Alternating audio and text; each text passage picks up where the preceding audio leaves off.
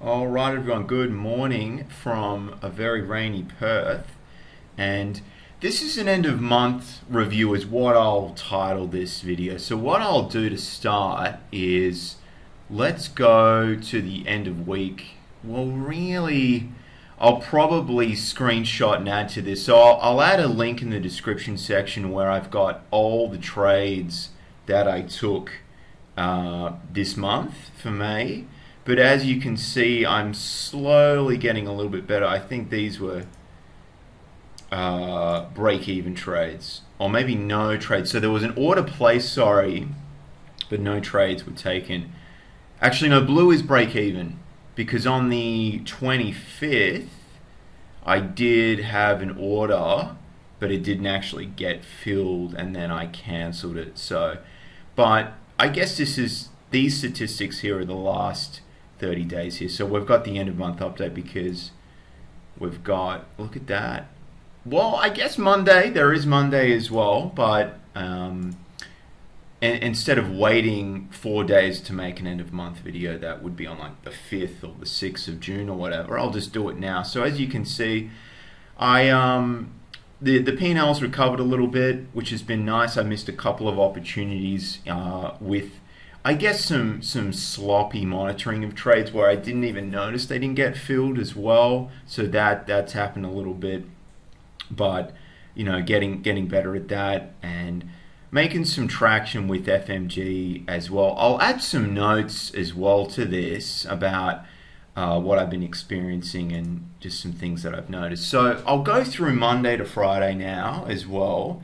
And so this wasn't a trade here, and this did get cancelled. So the original entry was 2204, and I've also attached the market depth as well for the entry. So 22 was, as you can see here, I might zoom in a little bit and then it opens up another window. Now I don't want this to take too long. So 22 was offering a nice base just with the bids, and I believe, if I'll go to the chart now, so entry was pretty late. So we wicked down to 2190 or so, and then it came up, and my main concern was the VWAP here, but I mean the entry I could have got in with a small starter because momentum with the bids were definitely there.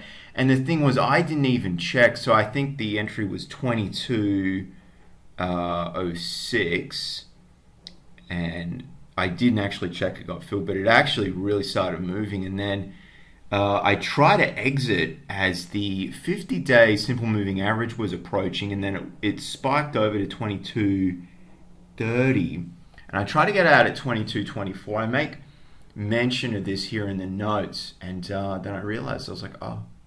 So lessons learned there. You've got to ensure that it does get filled. So because I get quite tunnel vision in regards to me watching the depth, watching the chart, because I like a visual as well. So obviously the depth shows you what's behind the orders and the actual volumes and things like that. But that was the thesis there. So I mean, I was aware of 2210, but I just felt that things had been flushed out pretty rapidly. It gapped down, and FMG has a tendency to whatever way it goes, you give it a little bit of time, and it's going to start rebounding as well. And I'll just read the notes here just to. So $200 was still being maintained on the Monday as well. So there wasn't anything drastically bad. There was no news out either on FMG. It's it's a nice stock to day trade. It's nice and liquid, and things move pretty quickly as well, which is what I like. But it doesn't move like, frantically. Okay, so this one here was 2160 entry, 2155 was the exit as well. So I was chopping about a little bit, small gap up, and then I got in as a push higher, and really I should be messing around here, and I was late to that as well. So I've got the entry depth here as well, which was nothing significant, to be honest, and again it was me missing. I mean, we can see the 50, I think 2150 was was where the base of the bids were. And I'll close this down now and I'll just bring up the chart. Now I do recall this actually continued to trade higher as well. So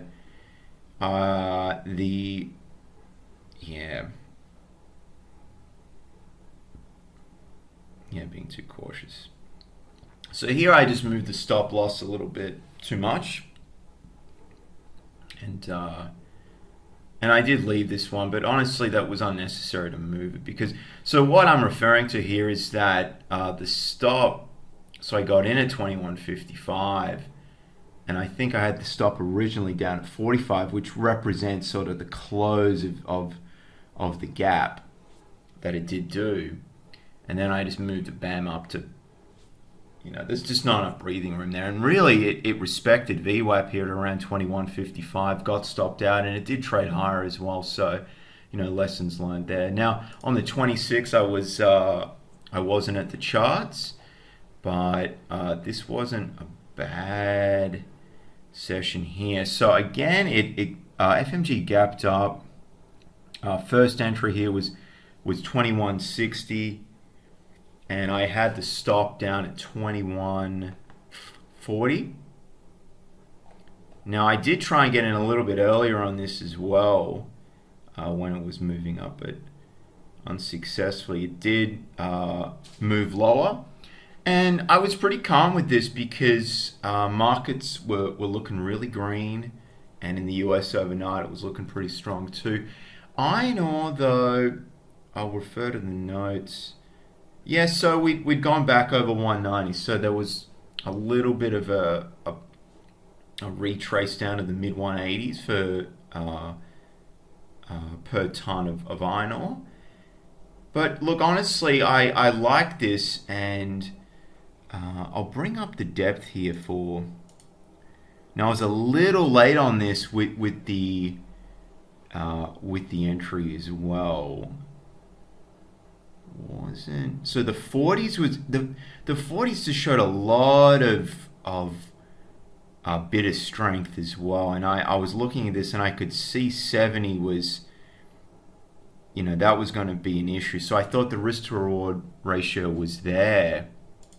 Probably could have sized up a little bit more. It was only 400 shares on both, and really the first entry was not worth full size. So I'm playing around with this as sort of my sizing, around 800, just with how much FMG is trading at. Currently around 22 odd a share. But yeah, 21.70 was really showing a lot of signs of strength as well with regard to the bids, and as we went on, it did shoot lower as well.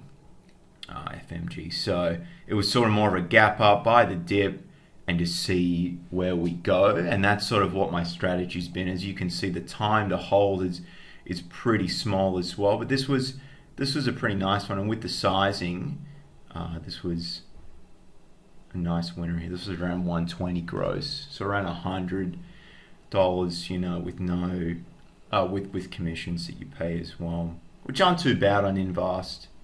It's about 6 basis points either side, so not too bad. I mean, you got to consider it obviously when you're trading on a slower day, but this wasn't too bad. And 21.70 I got out pretty much at about the same time. But just trying to see anything significant here. Again, I missed the run here with this entry, and where I got into 21.60. There's another gentleman in the Discord chat, and his entries were pretty spot on with 54, I believe. So could have probably added a little more size with 21.50. But I guess it's just habit. I was just like, yeah, let's get in. And it was still looking like, if I go to the 8:05 entry, I am timely here. It's 9.5 minutes already. 21.53. To be honest, I looked at that, and I was like, I'm willing to hold. And I guess what I thought was that we could go back down a little bit lower, but I knew this was going to be the test here. So I just thought, all right, let's give this another crack here. And it's pretty aggressive, but the gap had been filled, and I thought probabilities wise it was still long as well. Market was looking quite strong as well overall. That was just what was in my head at the time as well. It was just that simple. There's not a lot of time to make a decision. I'm like, it's still looking long. We do have some stronger offers up there, but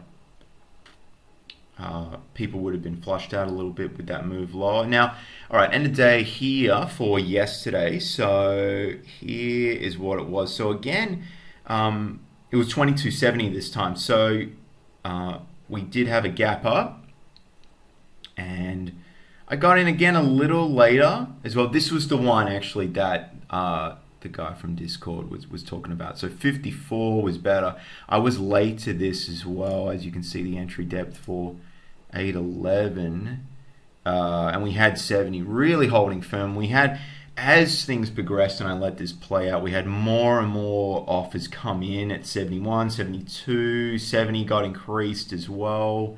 So and I want to show that in the exit depth as well. So 2 exits, 845, 846. So again, I'm not holding this for a long time. Yeah, see, that's really, and then there was just a lot more offers around that area. I'm like, it's just going to take a nice big push, and it was just looking to be fatigued, that's all. Because we go back to the chart here, at multiple attempts, and it was just showing signs of a little bit fatigue. And VWAP does offer a legitimate indicator I've found with this ticker as well. And just in general, a lot of people monitor it, and then this thing did move lower as well. So entry depth for the other entry at 829, I'll just go through that. Yeah, so this was quite appealing. I could see 60 was really nice with its bids there as well, and sort of cooling off here as well at 65. But again, as you can see, as you just kept sort of trying to push through 70, and it might have been like a 72. I think it wicked a little bit, and I was just like, look, and then I was trying again, and nothing exciting with the volume again. News was not particularly great, so I was just like, it's time to bail on this. And then as you can see here, the week wasn't too bad. For some reason, TradeView, that I get these stats from, I just use the free version. It's like a day behind. So if I type something in for yesterday, it puts that in. So I'm going to have to adjust that. But it wasn't too bad. As you can see, it was a positive week. That's 20. I mean, you do have to take into consideration commissions, and this doesn't. So I need to probably input that a little bit. But still a positive, and I'm making ground. And if people watch these videos and they find it helpful, that's good. As you can see, though, it's very early stages here, and I've been trying a few different things, and I've found some traction with just trading FMG. Honestly, there's so much to do, but I'll get in and out the first 20 minutes. I do other stuff during the day as well, so it's all about suiting your schedule. Some people enjoy being in front of the charts all day, and for me, my focus isn't good, so I just can't do that, honestly. But that's it, guys. Thanks for watching, and bye for now.